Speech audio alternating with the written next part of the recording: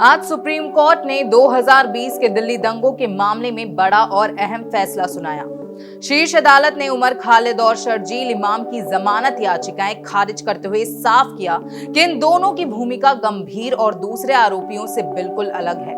Court ने कहा कि उनके खिलाफ साजिश के पर्याप्त और ठोस सबूत मौजूद हैं, जो इस मामले की गहराई और संवेदनशीलता को दिखाते हैं। आखिर क्या है ये पूरा मामला, जानेंगे इस रिपोर्ट में। उमर खालिद लगभग 5 साल से जेल में बंद हैं। उन्हें सितंबर 2020 में गिरफ्तार किया गया था। बचाव पक्ष ने सुप्रीम कोर्ट में दलील दी कि खालिद ने कभी हिंसक कार्रवाई नहीं की और वो सिर्फ भाषण देने के आरोप में जेल में है।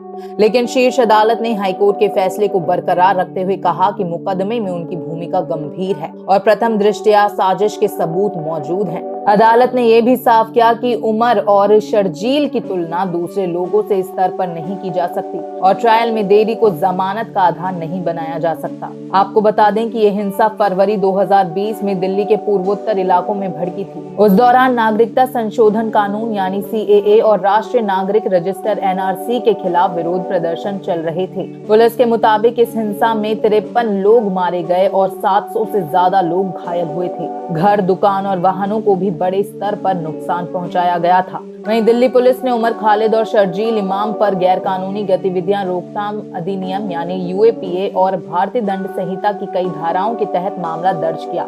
आरोप है कि दोनों ने विरोध प्रदर्शन के दौरान हिंसा भड़काने और अस्थिरता फैलाने की साजिश रची थी।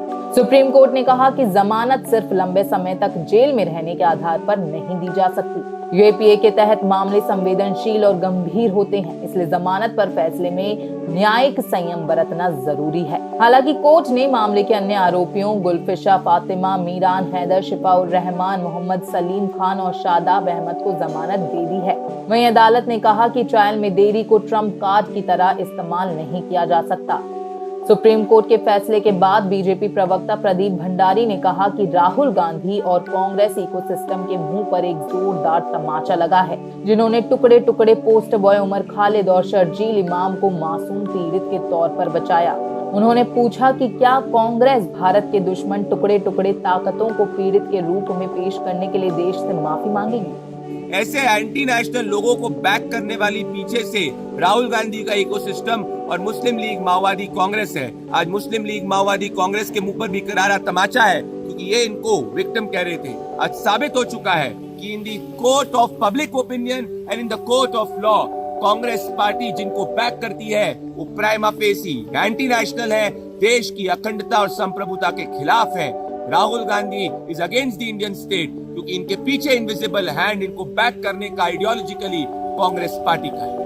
तो सुप्रीम कोर्ट के इस फैसले के साथ उमर खालिद और शर्जील इमाम को अब भी जेल में रहना होगा। ये मामला न सिर्फ कानून के नजरिए से बल्कि अभिव्यक्ति की स्वतंत्रता और आतंकवाद कानून की व्याख्या के लिहाज से भी बेहद अहम माना जा रहा है। इस मामले में आगे क्या नया मोड़ सामने आएगा, ये तो आने वाला वक्त ही बताएगा। तब तक के लिए आप देखते रहें भारत अपडेट। नमस्कार।